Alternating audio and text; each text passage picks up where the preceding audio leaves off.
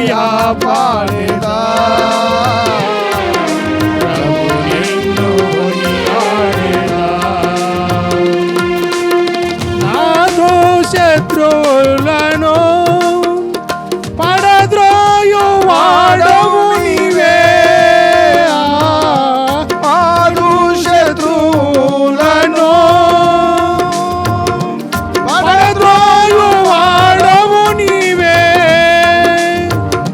మహాసామర్థ్యుండవు నా రక్షణ శృంగము నీవే. ప్రభువా నిన్ను నేను కొనియాడేదా, హల్లెలూయా పాడేదా,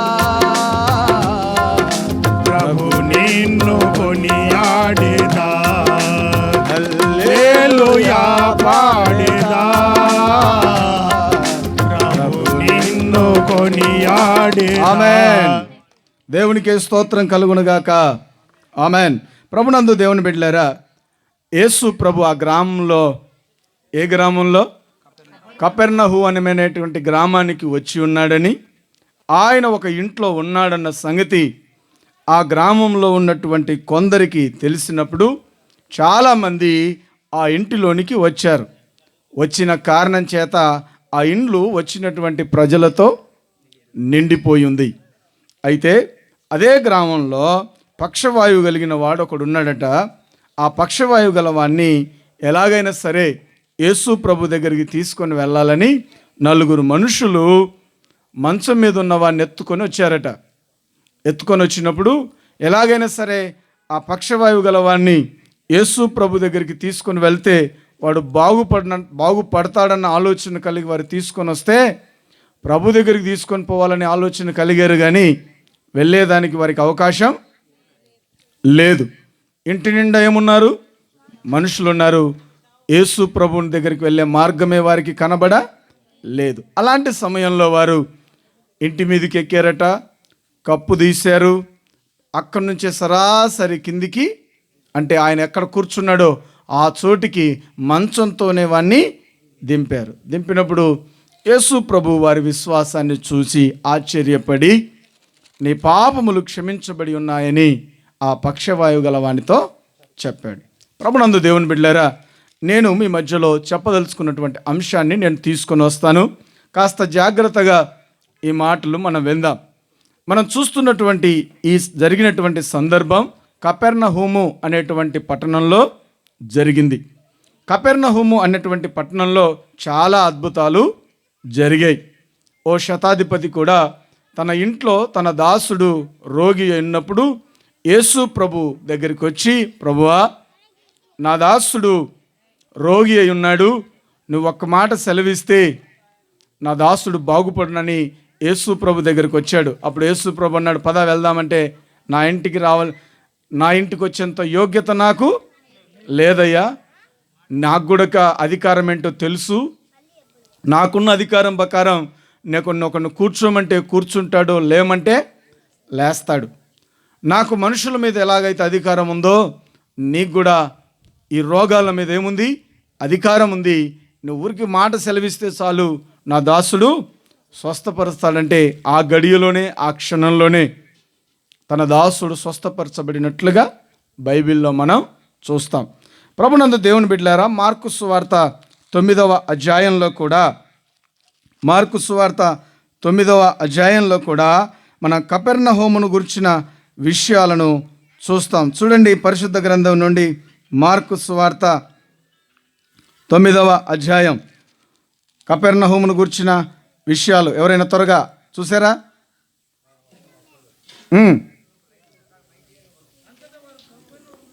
అంతటా వారు కపెర్నహూమునకు వచ్చిరి. ఎవడు గొప్పవాడని, వచనం 33వ వచనం, వారు ఎవరు గొప్పవాడనే మార్గమున ఒకనితో ఒకడు వాదించిరు గనక ఆయన ఇంట ఉండినప్పుడు అన్నాడు. ఏ ఇంట్లో ఉన్నాడు? ఇప్పుడు వీరు ఎక్కడున్నారు? కపెర్నహూములో ఉన్నారు. ఇది ఎన్నో అధ్యాయం? మార్కు సువార్త 9వ అధ్యాయం 33వ వచనంలో కూడా ఎక్కడున్నాడు ఆయన? కపెర్నహూములోనికి వచ్చి మరలా ఒక ఇంట్లో ఉన్నాడు. ఒంట్లో ఉన్నప్పుడు ఏం జరిగింది? మార్గమున మీరు ఒకరితో ఒకరు దేన్ని గురించి వాదించుచున్నారని యేసు ప్రభు వారిని అడిగిన సందర్భాన్ని నేను మీ మధ్యలో జ్ఞాపకం చేస్తూ ఉన్నాను. కపెర్నహూములో ఒక ఇల్లు ఉంది. ఎప్పుడు జరిగిన అద్భుతాలు కానీ ఆశ్చర్య కార్యాలు కానీ ఎక్కడ జరిగాయి? ఆ ఇంటిలోనే జరిగాయి. అనగా యేసు ప్రభు చేసినటువంటి సూచక క్రియలు, అద్భుతాలు వాస్తవానికి ఎక్కడ ఎక్కువ జరిగాయి? కపెర్నహూములోనే జరిగాయి. అలాగైతే మత్తయి సువార్త 11వ అధ్యాయం 23వ వచనంలో కపెర్నహూమును గూర్చిన ఒక బాధను, వెదను యేసు ప్రభు ఇక్కడ చెప్తున్నాడు. ఏమంటే, కపెర్నహూమా, ఆకాశం మట్టుకు హెచ్చించబడేదవా, నీవు పాతాళం వరకు దిగిపోతావు. కపెర్నహూమా, నీవు ఆకాశం మట్టుకు హెచ్చింపబడదవా, నీవు పాతాళానికి దిగిపోదావు. నీలో చేయబడిన అద్భుతములు సొదొమలో చేయబడిన ఎడ అది నేటి వరకు నిలిచియుండును. అనగా యేసు ప్రభువే చెప్తున్నాడు. కపెర్నహూములో ఏం చేశాడంట? చాలా అద్భుతాలు, సూచక క్రియలు జరిగించినట్లుగా మనం చూస్తాం. ఎందుకు కపెర్నహూములోనే అన్ని అద్భుతాలు, అన్ని ఆశ్చర్య కార్యాలు జరిగాయి అంటే, మత్తయి సువార్త 4వ అధ్యాయం 12వ వచనాన్ని కనుక మనం గమనిస్తే, మత్తయి సువార్త 4వ అధ్యాయం 12-16 వచనాల్లో మనం చూస్తే, యోహాను చెరపట్టబడిన యేసు విని గలిలయకు తిరిగి వెళ్ళి నజరేతు విడిచి జెబులూను, నఫ్తాలి అను దేశముల ప్రాంతములలో సముద్ర తీరమందలి కపెర్నహూములో వచ్చి కాపురమున్నాడు. యేసు ప్రభు ఎక్కడున్నాడు? సాధారణంగా యేసు ప్రభు నివసించినటువంటి తన సేవా జీవితంలో ఎక్కువ కాలం నివసించినటువంటి ప్రాంతం, పట్టణం ఏంటి? యేసు ప్రభు పుట్టిందే ప్రాంతం బెత్లెహేం అయితే, వచ్చిందే ప్రాంతం నజరేతు నుంచి వస్తే నివసించింది మాత్రం ఎక్కడ? కపెర్నహూములో ఉండి నివాసం చేశాడు. అనగా కపెర్నహూములో నుండి చుట్టుపక్కల ప్రాంతాల్లో సువార్త చేసి మరలా తిరిగి వచ్చి ఎక్కడికి వచ్చేవాడు? కపెర్నహూములో ఉన్నాడు. అందుకే ఆయన మరలా వచ్చి కపెర్నహూములో ఒక ఇంటిలో ఉన్నాడు. అనగా యేసు ప్రభు కపెర్నహూములో ఏం చేసేవాడు? నివాసం, కాపురం ఉన్నాడు. అనగా నివసించిన ప్రాంతం, కరెంట్ రెసిడెన్స్ ఎక్కడ ఉందంటే యేసు ప్రభుకి కపెర్నహూములో ఉంది. సాధారణంగా యేసు ప్రభు ఎక్కువ కాలం కపెర్నహూములో ఉన్నాడు కాబట్టే అక్కడ చాలా అద్భుతాలు, ఆశ్చర్యమైన కార్యాలు ఆ ప్రాంతంలో ప్రభు చేశాడు. చేసిన దానికి ఆ ప్రాంతం మీద ప్రభుకి విసుగొచ్చింది. ఏమన్నాడంటే, కపెర్నహూమా, ఆకాశం మట్టుకు నువ్వు హెచ్చించబడేదవా, నువ్వు ఎంతవరకు హెచ్చించబడతావో అంతగా దిగిపోతావు. ఎందుకు దిగిపోతావు? నీలో చేయబడినటువంటి అద్భుతాలు సొదొమ గొమొర్రాలో గనక చేసి ఉంటే వారు ఎప్పటికీ ఈ పాటికి ఏం పొందేవారు? నేటి వరకు నిలిచి ఉండేవారు. కానీ విమర్శ దినమందు మీ గతి కంటే వారి గతి ఓర్వదగినదై ఉంటుందన్నాడు. అద్భుతాలు చూశారు, ఆశ్చర్యకార్యాలు చూశారు, కానీ వారు ఎవరిని విశ్వసించలేదు? యేసు ప్రభును విశ్వసించలేదు. మరొక మాటను కూడా మనం కింద చూస్తే వారి మాట అన్నాడు. కింద చూడండి 25వ వచనం.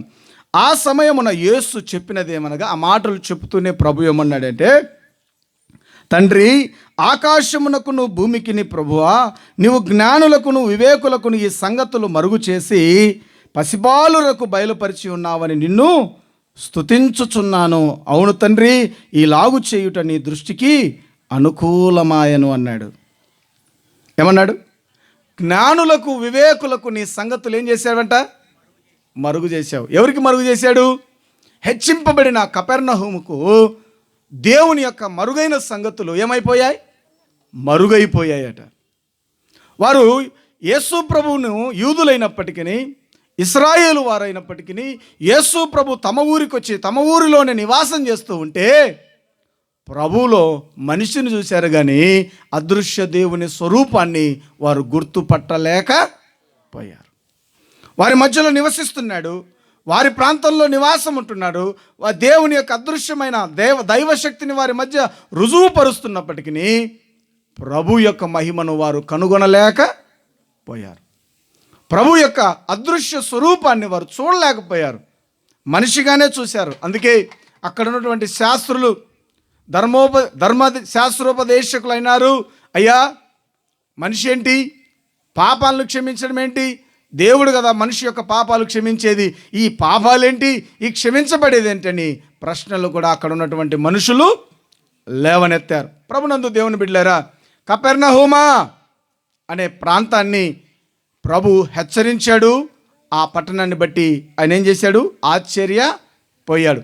ఇలాంటి పరిస్థితులే బైబిల్లో కొన్నిసార్లు ప్రభు కోప్పడినటువంటి సందర్భాలను కనుక మనం జ్ఞాపకం చేసుకుంటే, ఆయన ఆకలి కొని అంజూరపు చెట్టు దగ్గరికి వెళ్ళినప్పుడు అక్కడ పచ్చని ఆకులు కనపడ్డాయి, కానీ ఏం లేదు, పండు లేదు. నీళ్ళు వేశారు, ఎరువేశారు, కావలసినంత ఆ చెట్టుకు ప్రొటెక్షన్ ఇచ్చారు, కానీ తగిన కాలంలో దాంట్లో నుంచి ఏం రాలేదు, పంట రాలేదు, ఫలము రాలేదు. ఈ కపెర్నహూము చుట్టూ ఆయన అక్కడే ఉండి సేవ చేశాడు. ఎక్కడుండి సేవ చేశాడు? కపెర్నహూములో ఉండి సేవ చేశాడు. కానీ ఒక్కరు కూడా అక్కడ ఏం పొందలేదు, రక్షణ పొందలేదు. ప్రజల్లో ఏమీ లేదు, విశ్వాసం లేదు. ఈరోజు చాలాసార్లు మనం కూడా తొందరపడుతూ ఉంటాం. ఒక్కరు బాప్తిసం పొందకపోతే, ఒక్కరు ప్రార్థనకు రాకపోతే అంటాం, ఆ ప్రాంతంలో ఎంత సేవ చేసినా ఏమంటాం, ప్రయోజనం లేదంటాం. కానీ యేసు ప్రభు చేసిన సేవలో కూడా యేసు ప్రభుకి ఏం కనపడలా, ప్రయోజనం కనపడలా. మార్పు చెందిన వారు కానీ, ప్రభును గుర్తించిన వారు కానీ అక్కడ లేనప్పటికీ ఆయన సేవను కొనసాగిస్తున్నాడు. ఇదిగో కపెర్నహూమా, ఆకాశానికి నువ్వు హెచ్చించబడ్డావంటూ యేసు ప్రభుకి లేకుంటే దేవునికి స్తుతులు చెల్లించాడు. ఏమని చెల్లించాడు చూడండి, భూమికి నీ ఆకాశమునకును ప్రభువా, నీవు జ్ఞానులకు వివేకులకు నీ సంగతులను మరుగు చేసి పసిబాలురులకు ఏం చేశాడంట, బయలుపరిచినందుకు నిన్ను స్తుతిస్తున్నాను. ఈ అగ్రపట్నంలో చదువుకున్న వారు ఉన్నారు, వివేకులు ఉన్నారు, శాస్త్రులు ఉన్నారు, ధర్మశాస్త్రోపదేశకులు ఉన్నారు, పరిసయ్యులు ఉన్నారు.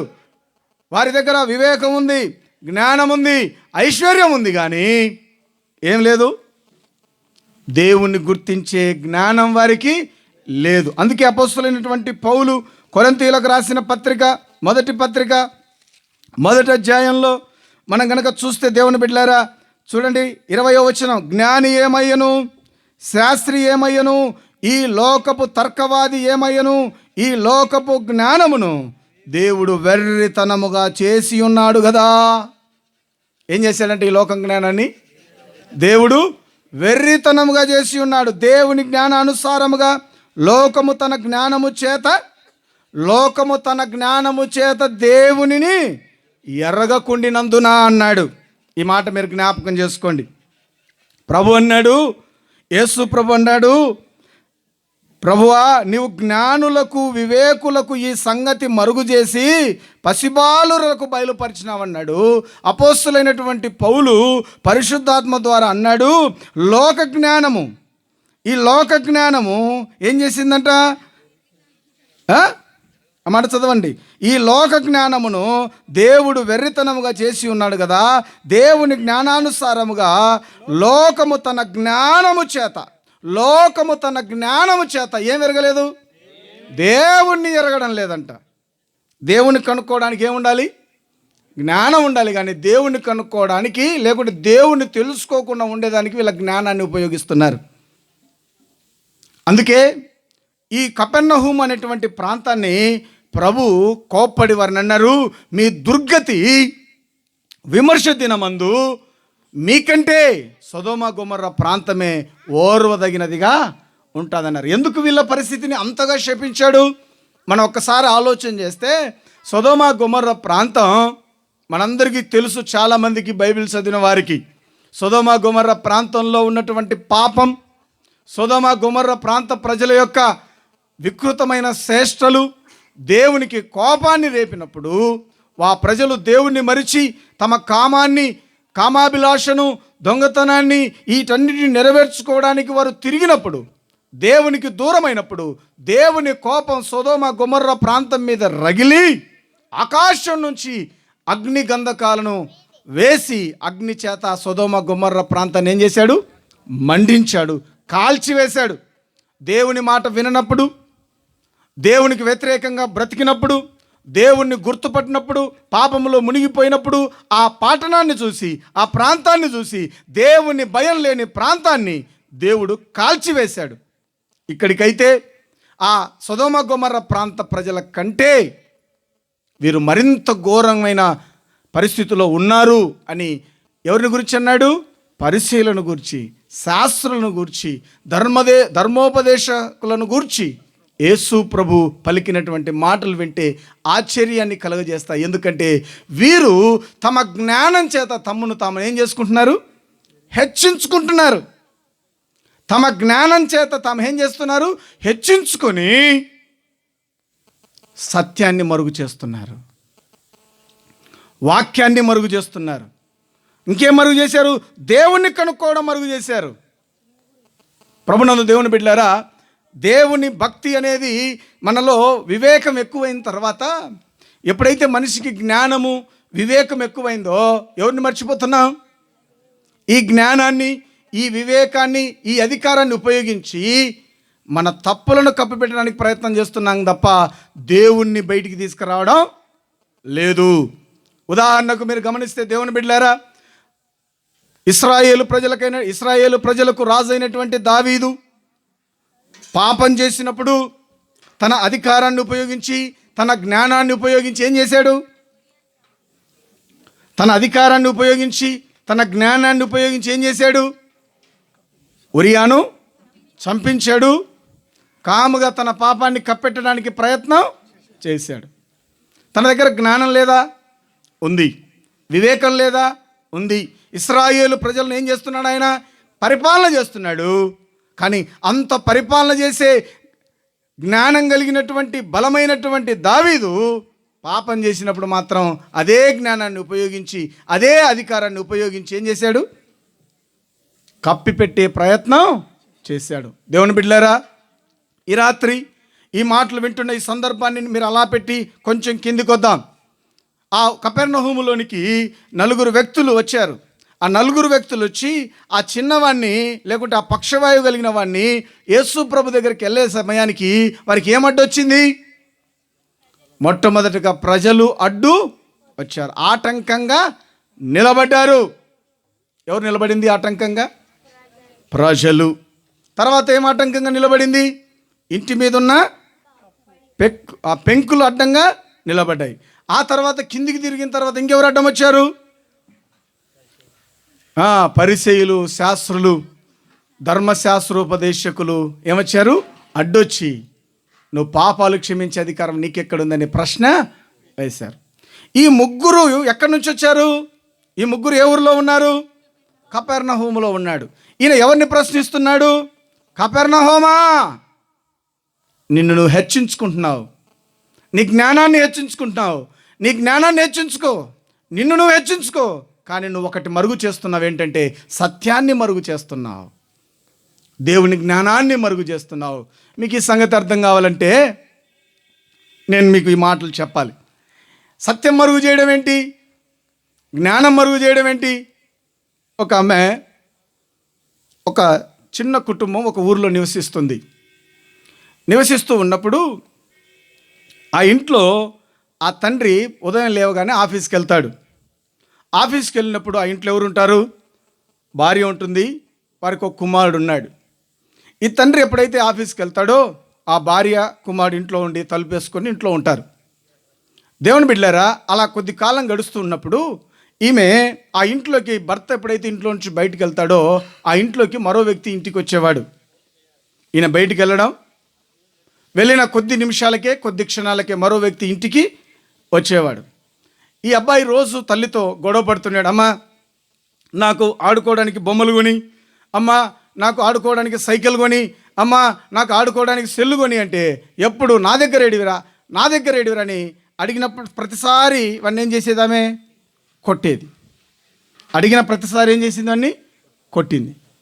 ఎప్పుడైతే ఈ పరిచయాలు పక్కోడు ఆ ఇంట్లోకి రావడం మొదలుపెట్టాడో ఈ సంగతులు పిల్లవానికి అర్థం కాకుండా, అమ్మా నాకు ఓ 10 రూపాయలు అమ్మ కొనుక్కొచ్చుకుంటానంటే అన్ని రోజులు కొట్టేది ఇప్పుడు ఏం చేస్తుంది? టక్కున తీసి 10 రూపాయలు తీసి వాని చేతిలో పెడుతుంది. ఆడ 10 రూపాయలు తీసుకొని పరిగెత్తుకుంటా సంతోషంగా వెళ్తున్నాడు. ఇప్పుడు అమ్మ ఏమనుకుంటున్నాడు? మా అమ్మ మారింది, చాలా మంచిది అయిందా చెడ్డదైందా వానికి? వాని దృష్టిలో ఏమైందమ్మా? ఇన్ని రోజులు వాని దృష్టిలో ఇన్ని రోజులు ఏమైంది? చెడ్డది. ఇప్పుడు ఏమైంది? మంచిది. ఎందుకు? అడగగానే డబ్బులు ఇస్తుంది, వెంటనే డబ్బులు తీసుకుంటాడు, పైకి వెళ్ళిపోతాడు.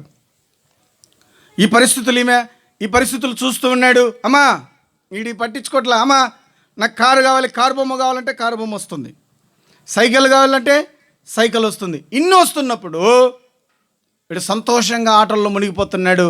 మా అమ్మ మంచిదని వీడు పొంగిపోతున్నాడు. ఈ ఆనందంలో, ఈ సంతోషంలో ఏం మరుగైపోతుంది? ఏం మరుగవుతుంది? ఈమె జ్ఞానాన్ని, ఈమె వివేకాన్ని, ఈమెకున్నటువంటి డబ్బు చేత దేన్ని మరుగు చేస్తుంది? తన ప్రేమను చూపిస్తూ, అది నిజానికి ప్రేమనేనా? అది వాస్తవమైన ప్రేమ కాదు.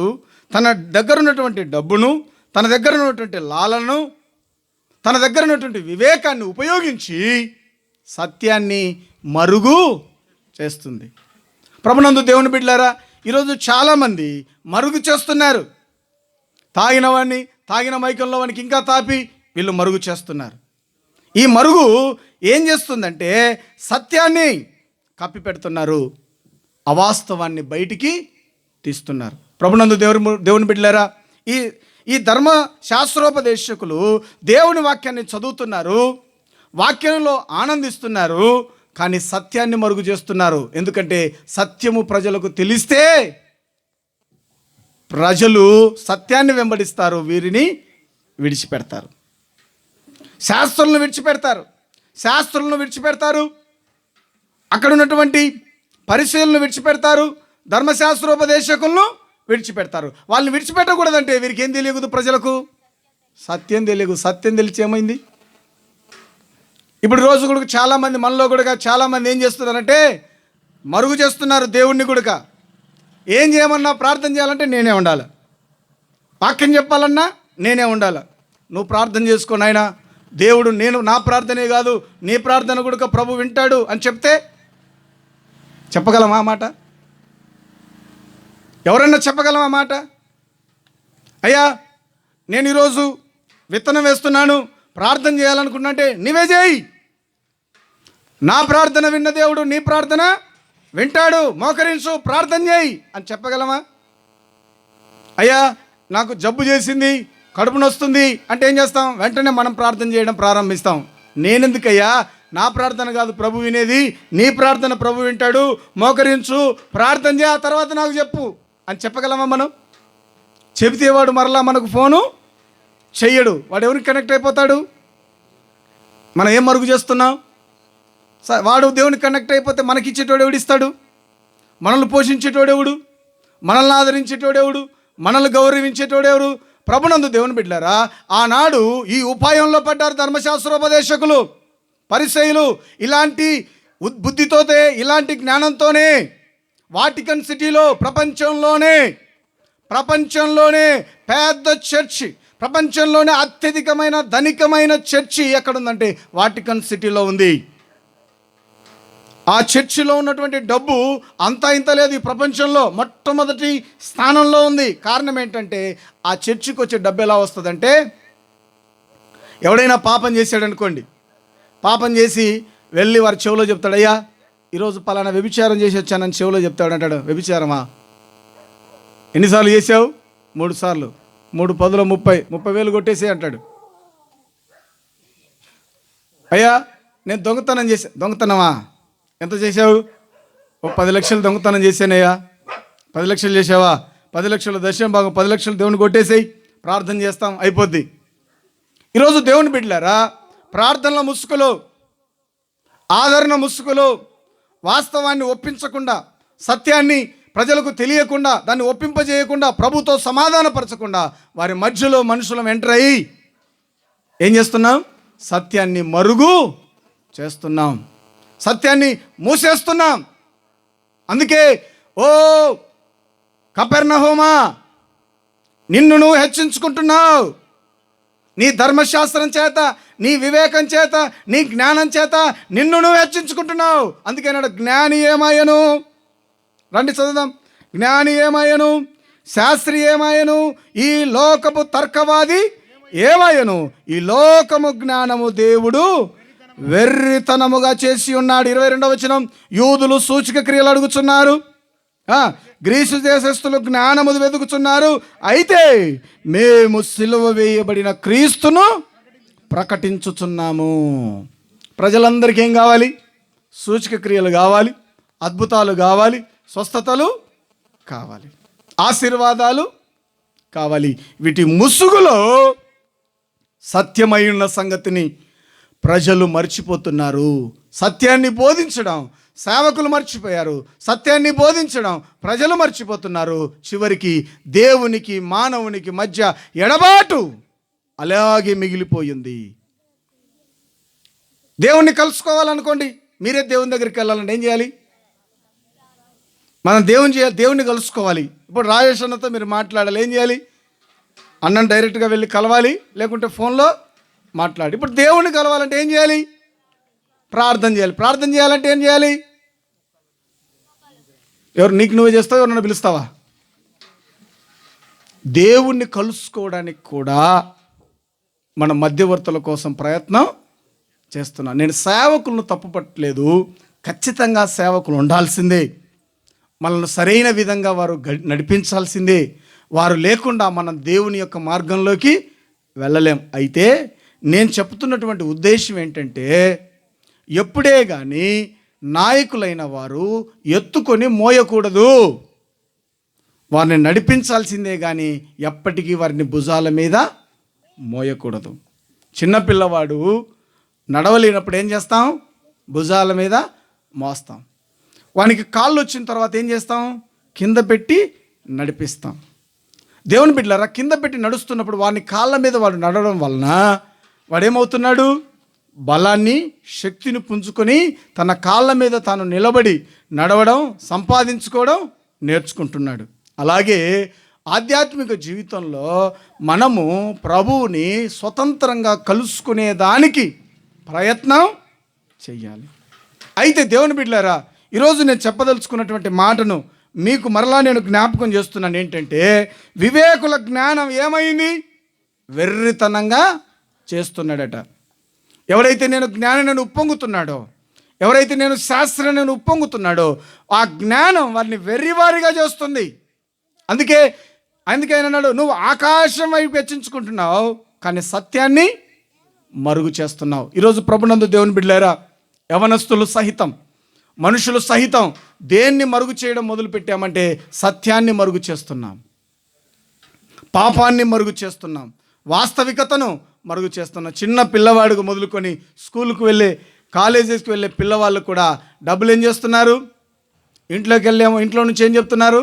కాలేజీకి వెళ్తున్నామని చెప్తున్నారు. అక్కడికి వెళ్ళిన తర్వాత ఏం చేసేది చెప్తారా? ఇంట్లో సినిమాలకు వెళ్ళేది, బ్యూటీ పార్లర్లకు వెళ్ళేది. ఇంట్లో చెప్పే అవకాశాలు ఉన్నాయా? లేవు. ఇంట్లో మాత్రం వెళ్ళేది స్కూల్కే, ఇంట్లో మాత్రం వెళ్ళేది కాలేజీకే. ఆడ జరిగే సంగతులు ఏంటివో మనుషులకు అర్థమే కాదు. ఒకానొక రోజు ఓ అబ్బాయి హైదరాబాద్లో పనిచేస్తున్నాడు. రారా నాయన పెళ్లి చేసుకుందరంటే వద్దంటాడట. ఎప్పుడు అడిగినా పెళ్ళంటే వద్దు, పెళ్ళంటే వద్దు. వీళ్ళకి అర్థం కావడం లేవు. రే, నేను ముసలున్నాయని రా, నువ్వు పెళ్లి చేసుకుందురారా, మీ మామ ఎదురు చూస్తున్నాడు, మీ చిన్నాన్న ఎదురు చూస్తున్నాడు, పెళ్ళంటే రాడట. ఏం రా వీడు, పెళ్ళంటే రాడు, వీడు ఏంటి పరిస్థితి అని ఎవరికి అర్థం కాలేదట. పెళ్ళంటే దూరం అయిపోతున్నాడు, పెళ్ళంటే దూరం అవుతుంది. ఇంకా చివరికి వీళ్ళకి అర్థం కాక రోజు పోతే వానికి ఆల్రెడీ పెళ్ళి 2 పిల్లలు ఉన్నారంట. ఏమన్నా ఆల్రెడీ పెళ్ళి 2 పిల్లలు ఉండి సంసారం చేసుకుంటున్నాడు. వీళ్ళకి మాత్రం ఏం చెప్తున్నాడు? పెళ్ళంటే వద్దంటాడు.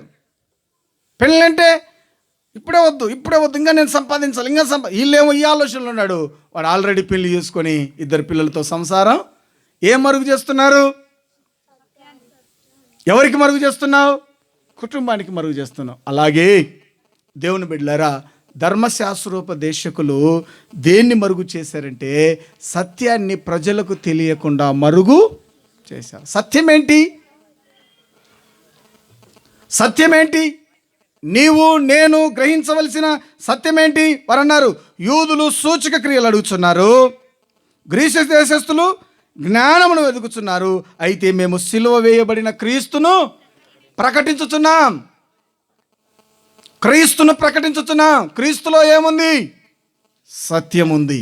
అయితే ఆ సత్యాన్ని అడ్డగించడానికి ఆయనలో ఉన్న శక్తిని ఎవరు అడ్డగిస్తున్నారు? దేవుని దగ్గరికి రాకుండా మనుషులే అడ్డగిస్తున్నారు. ఒక గుడ్డివాడు త్రోవ పక్కన కూర్చుంటే అదే మార్గం గుండా ఎవరు వెళ్ళారు? యేసు ప్రభు వెళ్తూ ఉన్నప్పుడు ఆ గుడ్డివాడు అడిగారు, ఎవరయ్యా ఇంతమంది వస్తున్నారు, ఎవరు వెళ్తున్నారు ఈ మార్గం గుండా అంటే వాళ్ళు అన్నారు, నజరేయుడైన యేసు ఈ మార్గం గుండా వెళ్తున్నాడు అన్నాడు. వెంటనే గుడ్డోడు అన్నాడు, నజరేయుడైన యేసు, దావీదు కుమారుడా, నన్ను కరుణించమన్నాడు. ఎప్పుడైతే వీడు కేకలు వేస్తున్నాడో వాళ్ళు ఏం చేయడం ప్రారంభించారు? ఏయ్ గుడ్డోడు ఆగు, నోర్మై అని ఏం చేశారు? ఆపారు, నోరు మూయించితే వాడు ఏం చేశాడు? మరి ఎక్కువగా కేకలు వేసెను. మనుషులు అడ్డగించడానికి ప్రయత్నం చేసినప్పుడు గుడ్డివాడు మరి ఎక్కువగా కేకలు వేసినప్పుడు ఆ కేకలు ఎవరి దగ్గరికి వెళ్ళాయి? దేవుని దగ్గరికి వెళ్ళాయి. చుట్టూ ఉన్న ప్రజలే. అందుకే అన్యజనుల మధ్యను క్రీస్తు మధుర నామము నీ వలన దూషింపబడుచున్నదా, నీ క్రియల వలన అవమానము నొందుచున్నదా, క్రీస్తు సాక్షిగా నీ ఉంటావా, నీదు సాక్ష్యము నిలుపుకుంటావా. అన్యజనుల మధ్య క్రీస్తు మధుర నామం ప్రజలను దేవుని దగ్గరికి చేర్చకుండా మన వ్యక్తిగత జీవితం కూడా ఏమైంది? అడ్డుబండలాగా క్రీస్తు యొక్క సత్యము ప్రజలకు తెలియకుండా ఏమవుతుంది? మరుగవుతుంది. కాబట్టి ప్రభునందు దేవుని బిడ్డలారా, నేను మరొక మాటను కూడా ఎలా దేవుని బిడ్డలు పని జరగకుండా అడ్డుపడతారో మరొక సంగతిని కూడా మీ మధ్యలో జ్ఞాపకం చేయాలనుకుంటాను. చూడండి, నెహెమ్యా గ్రంథం 4వ అధ్యాయం. నెహెమ్యా గ్రంథం 4వ అధ్యాయం. నెహెమ్యా గ్రంథం 4వ అధ్యాయం 7వ వచనం.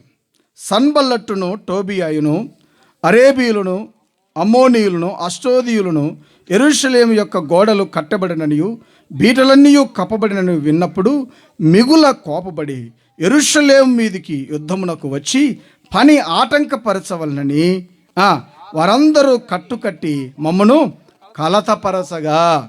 దేవుని బిడ్డలారా, నెహెమ్యా ఈ సందర్భం ఏంటంటే యెరూషలేము యొక్క ప్రాకారాలు కూడిపోయినప్పుడు ఆ ప్రాంతం యొక్క ప్రజల సంగతి విని ఆ ప్రాంతం యొక్క పరిసర ప్రాంతంలో చుట్టూ ఉన్నటువంటి ప్రహరీ గోడలు కూలిపోయాయి. శత్రువులు వచ్చి దాడి చేశారు, గోడలన్నీ కూలిపోయాయి. అయితే దేవుడు నెహెమ్యాను ప్రేరేపించి నెహెమ్యా ద్వారా ఆ పడిపోయినటువంటి ప్రాకారాలు కడుతూ ఉన్నారు. ఆయన మరలా ఆ దేశం నుంచి మరలా యూదా దేశానికి వచ్చి యెరూషలేముకి వచ్చి గోడలన్నీ చూసి ఆ నివసిస్తున్న ప్రాంతాలందరి ప్రజలతో చెప్పాడు, అయ్యా లేయండి, మన ప్రభు మనల్ని దర్శించబోతున్నాడు, మరలా మనల్ని ఆయన పరిపాలన చేయబోతున్నాడు, రండి మన ప్రాకారాలను మనం కట్టుకుందామని వాళ్ళందరినీ ప్రేరేపించి లేపి ఆ ప్రాకారాలు కట్టడం ప్రారంభించారు. ఆ ప్రాంతంలో పడిపోయినటువంటి ఆ ప్రాంతంలో మరలా ప్రాకారాలు కడుతూ ఉంటే అవన్నీ కట్టబడుతున్నటువంటి సంగతి ఎవరు విన్నారట? సన్బల్లటు, టోబియా విని ఏం చేశారు? కోపం తెచ్చుకొని వారి మధ్యలో కలత పెట్టారట. కలత పెడితే ఆ గోడలు కట్టే ప్రజలు ఏమయ్యారట? భయం పడుతున్నారట. భయం భయం భయం భయం. ఎలా కలత పెట్టారు వీళ్ళు పెట్టిన కలత ఎట్లాంటిదంటే పనిచేస్తున్న వారి మధ్యలోకి వెళ్ళి వారు చూడండి 11వ వచనం, మా విరోధులను వారు తెలుసుకొనకుండాను చూడకుండాను వారి మధ్యకు చొరబడి వారిని చంపి ఆటంకపరచుదమనిరి. దేవుని పని ఎట్లా ఆటంకపరచాలనుకున్నారు? వారు తెలుసుకొనకుండాను చూడకుండాను మనము వారి మధ్య చొరబడి వారిని చంపి పని ఆటంక పరచదమని. 9వ వచనం చూస్తే దేవుని బిడ్డలారా, మేము మా దేవునికి ప్రార్థన చేసి వారి భయము చేత రాత్రింబగళ్ళు ఉంచితి. గమనించండి, వాళ్ళు ప్రాకారాలు కడుతున్నారు. అంటే ఏం చేస్తున్నారు? కూలి పని. అంటే ప్రాకారం మీద రాయి పేడుస్తున్నారు.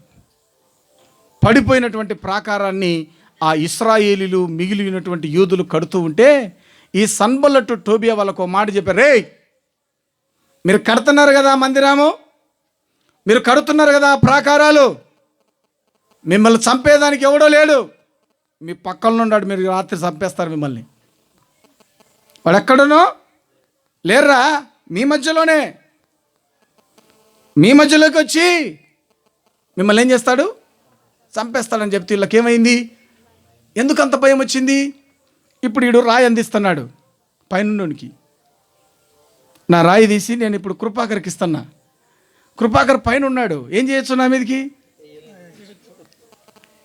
ఈ రాయి ఆయనకి ఇస్తున్నా, ఏం చేయొచ్చు ఆయన? ఇప్పుడు ఇచ్చేటప్పుడు ఎట్టిస్తాడు? ఇస్తున్నాడు, కింద నుంచే ఇచ్చేది. ఇచ్చేటప్పుడు ఈయనకి ఏం భయం ఉంటుంది? రాయి తీసుకుంటాడు, వాడు ఏమిచ్చాడు? నెత్తిన ఎచ్చాడు. పైన ఉంటాడు, వానికి భయం. ఏ భయం? ఆ రాయితో ఎక్కడ ఇసిరేస్తాడో, నన్ను ఎక్కడ లాగేస్తాడో. ఎట్లా భయాన్ని సృష్టించారంటే, సన్బల్లట్టు టోబీ అనేవారు పని జరుగుతూ ఉంటే ఆ పని జరుగుతున్నటువంటి ప్రజల మధ్య ఈ కలతలు లేపి మనస్పర్ధలు సృష్టించి వారిని భయానికి గురి చేశారట. ఆ భయంతో వాళ్ళు పని చేయడానికి భయపడిపోయారట. రాయి ఎత్తేందుకు భయమే, పని చేసేదానికి కూడా భయమే, ఆటంకపరిచారట. దేవుని పని జరుగుతూ ఉన్నప్పుడు వీళ్ళు వారి మధ్యలో ఉంటూ వారిలోనే నిలబడి వారిని చంపేదానికి ప్రయత్నం చేస్తే రాత్రంతా నెహమ్యా వారికి మీదకి ఏం పెట్టంట? దీపాలు పెట్టి కావలి పెట్టాల్సి వచ్చింది. దేవుని బిడ్డలారా, ఇది జరుగుతున్నటువంటి ఆటంకం ఎక్కడంటే, యెరూషలేములో పడిపోయినటువంటి ప్రాకారాలు కట్టబడుతున్నప్పుడు జరిగినటువంటి ఆటంకం. కపెర్నహూములో యేసు ప్రభు సువార్త చేస్తున్నాడు, నేనే మెస్సయ్యాను, నేనే రక్షకుణ్ణి, మీ పాపములను క్షమించే అధికారం నాకుంది అని యేసు ప్రభు ప్రజలకు ఉద్ఘాటన చేస్తూ ఉంటే ధర్మశాస్త్రోపదేశకులు, శాస్త్రులు వచ్చి యేసు ప్రభుని ఏం చేశారు? అడ్డగించడం ప్రారంభం చేశారు. దేవుని బిడ్డలారా, అలాగే అపోస్తులైనటువంటి పౌలు సువార్తను వారి దగ్గరికి తీసుకొని వెళ్ళి సువార్తను ప్రకటిస్తూ ఉంటే వారి జ్ఞానం చేత పౌలును కూడా వారు ఏం చేశారు? బంధించడం, ఆటంకం పెట్టడం ప్రారంభం చేశారు. ఇన్ని ఆటంకాలు జరిగినప్పటికీ వారి విశ్వాసం గొప్పది. ఏంటంటే ఆ చుట్టూ ఇల్లంతా నిండిపోయినా వాళ్ళు ఎక్కడికి ఎక్కారు? పైకి ఎక్కారు. మొట్టమొదటిగా ప్రజలను దాటి వచ్చారు. ఆ తర్వాత ఏమొచ్చాయి? కప్పు వచ్చింది. కప్పును కూడా ఉడబీకారు. కప్పును ఉడబీకి సరాసరి యేసు ప్రభు ఉన్న స్థలానికే వారు రాగలిగారు. ఎప్పుడైతే యేసు ప్రభు దగ్గరికి వారు వచ్చారో వారు ధన్యులయ్యారు. ప్రభు వారి విశ్వాసాన్ని చూసి ఏం చేశాడంట? ఆశ్చర్యపోయారంట. కుమారుడా,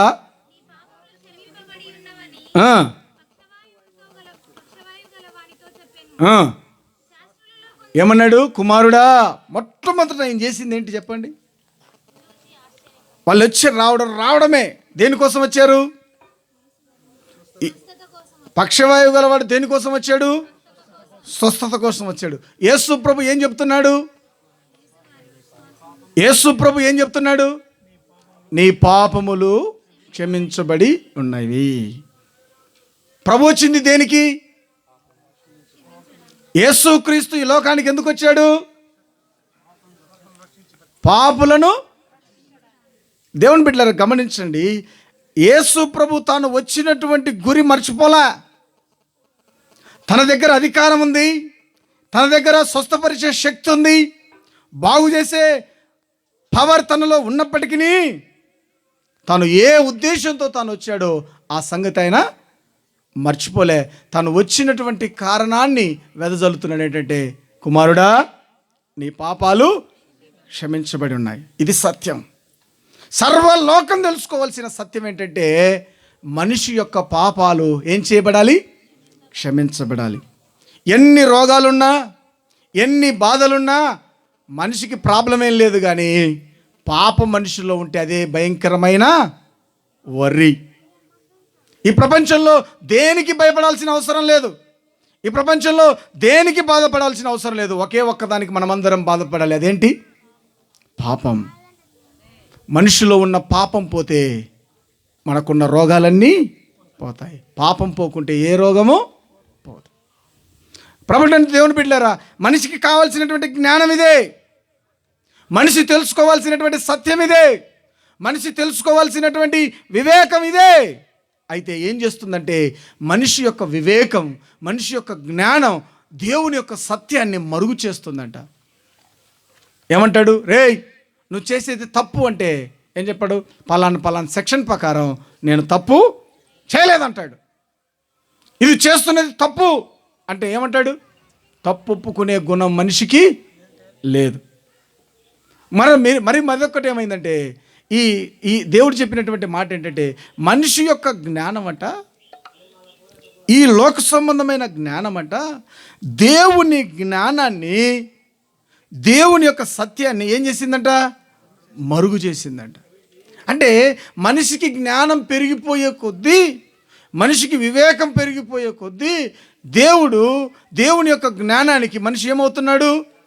దూరం అవుతున్నాడు. అందుకే ఒకప్పుడు మనవాళ్ళు చాలామంది చదువుకోలేకపోయారు. ఇప్పుడు ఎస్సీ ఎస్టీలలో చదువుకుంటున్నారు, కానీ ఉద్యోగాలకు దూరంగా ఉన్నాం. ఒకప్పుడు మనకు యాక్చువల్గా రిజర్వేషన్లు వచ్చినప్పుడు, లేకుంటే ఎస్సీలకు రిజర్వేషన్లు వచ్చినప్పుడు ఉద్యోగాలు ఏముండేవి? చాలా ఉండేవి. కానీ చదువుకున్న వారు మాత్రం కొద్దివారే ఉన్నారు. ఎందుకు అనుకున్నారు? కొందరైతే తల్లిదండ్రులు ఉద్యోగాలకి పంపిస్తే కూడా వద్దులే, ఉద్యోగం వద్దు, వీడు నా ఎదురుగా ఉంటే చాలని ఏమొద్దు అనుకున్నారు? ఉద్యోగాలు కూడా వదులుకున్నారు. ఎందుకు వదులుకున్నారు? వీడు ఎక్కడ మాకు దూరం అవుతాడో, మా కళ్ళెదురుగా ఉంటే చాలని ఆలోచన కలిగారు. వాస్తవానికి అది నిజమే అయింది. ఇప్పుడు ఉద్యోగాలు వచ్చిన తర్వాత అందరికి ఏమొస్తున్నాయి? ఎవరికి దూరం కావాల్సి వస్తుంది? తల్లిదండ్రులకు దూరమే, అన్నదమ్ములకు దూరమే, బంధువులకు. దేని కారణం చేత? మనుషుల యొక్క జ్ఞానం దేవుని యొక్క సత్యాన్ని ఏం చేస్తుంది? మరుగు చేస్తుంది. మన జ్ఞానం ఏంటంటే, మన సొమ్ము మనమే తినాలి. దేవుని జ్ఞానం ఏంటి? దేవుని బిడ్డలారా, నెహెమ్యా ఏం చేశాడో తెలుసా? ప్రజలందరూ వచ్చి నెహెమ్యా దగ్గరికి, అయ్యా, నువ్వేమో ప్రాకారాలు నిర్మిస్తున్నావు, నువ్వు నిర్మిస్తున్నటువంటి ఈ ప్రాకారంలో ఎవడు ఉండాలి? మా పిల్లలందరినీ చెరపట్టుకుపోయామయ్యా, ఎవరు లేడా, అందరిని అమ్మేశాం, బానిసలుగా అమ్మేశామంటే ఆయన అన్నాడు, తమ శక్తి కొలదట తన దగ్గర ఉన్నటువంటి డబ్బంతా ఖర్చు పెట్టి వీలైనంత మందిని బానిసత్వం నుంచి ఏం చేశాడంట? విడిపించెను అని రాయబడింది. అపోస్తలుల కార్యంలో